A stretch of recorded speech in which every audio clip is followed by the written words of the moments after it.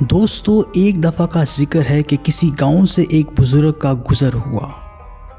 وہاں کے لوگوں نے ان بزرگ سے پوچھا کہ ہمیں ایک بات سمجھائیں کہ جن درختوں کو اللہ پاک نے بلند بنایا اور ان پر پھل لگائے، ایسے پھلدار درختوں میں سے کسی کو بھی لوگ آزاد نہیں کہتے سوائے سرو کے درخت کے، جس کے اوپر کوئی پھل نہیں لگتا اور اس کا استعمال کسی نفع بخش مقصد کی غرض سے نہیں کیا جاتا۔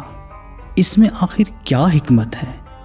بزرگ نے ان لوگوں کی بات بہت غور اور توجہ سے سنی اور پھر جواب دیا کہ جن درختوں کا آپ لوگ ذکر کر رہے ہو، ان سے ایک مقررہ وقت تک پھلوں کے عوض آمدنی تو حاصل ہو جاتی ہے، جسے حاصل کر کے باغ کا مالک خوش ہو جاتا ہے، اور کبھی آمدنی کم ہونے کی صورت میں افسردہ اور غمگین بھی ہو جاتا ہے۔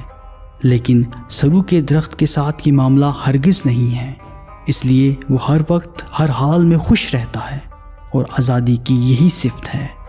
بزرگ نے لوگوں کو یہ بات سمجھائی کہ ہر فیصلہ اس بات کو مد نظر رکھ کر نہ کیا جائے کہ کس چیز سے انسان کتنا منافع حاصل کر سکتا ہے۔ اگر انسان کسی کو نفع نہ بھی دے سکے تب بھی اسے سرو کی طرح آزاد رہنا چاہیے۔ سننے کے لیے بہت شکریہ۔ اللہ حافظ۔